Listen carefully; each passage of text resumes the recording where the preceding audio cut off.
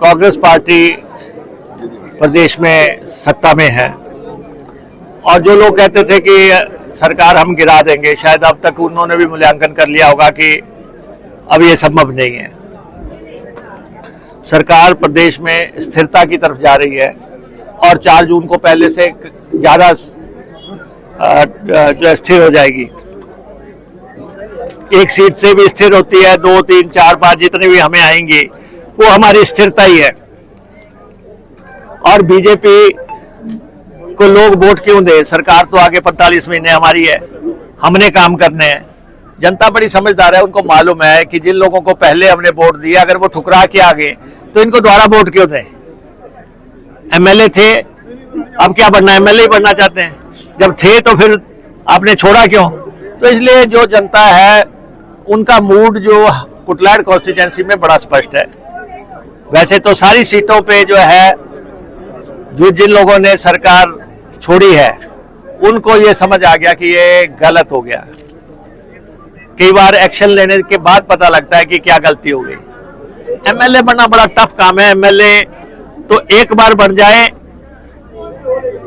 बहुत होता है, इनको तो पता ही नहीं लगा कब रात के अंधेरे में एक्स हो गए।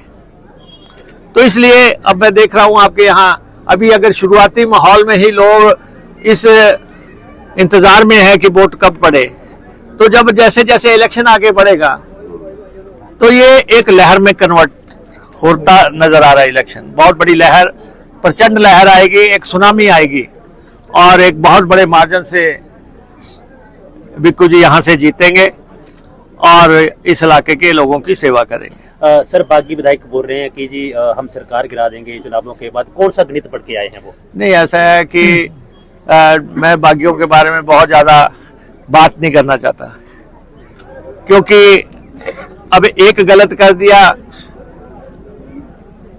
उसके बाद जो है अगर वो सोचे कि दूसरा गलत करके कुछ ठीक हो जाएगा, कुछ ठीक नहीं होगा।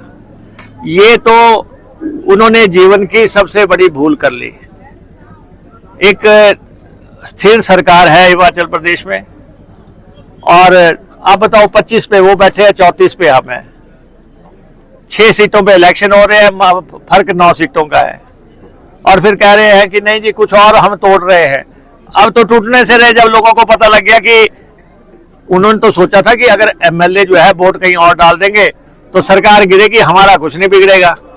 उनको ये पता लगा कि हम तो रात के अंधेरे में जो एक्स हो गए। विधानसभा में नो एंट्री का बोर्ड लग गया और जब एक शुरुआत हो जाती है कि आप यहां से नो एंट्री लगी, फिर सुप्रीम कोर्ट में नो एंट्री लगी, अब फाइनल मोड़ जो है वो कुटलैंड के लोगों ने लगा देनी नो एंट्री की। तो यहां से हमारा आग्रह रहेगा सारी जनता से, हमारे लोग हैं कि आप जो है विवेक शर्मा को जिताएं और हमारा ये भी आग्रह रहेगा ऊना के लोगों से कम एक बार तो अपना एमपी बनाओ। हमीरपुर में मुख्यमंत्री है, हमीरपुर में एमपी हैं, एमपी अपना इस बार बनाना। हमने सारे इकट्ठे हो जाओ, एमपी अपना बनाना।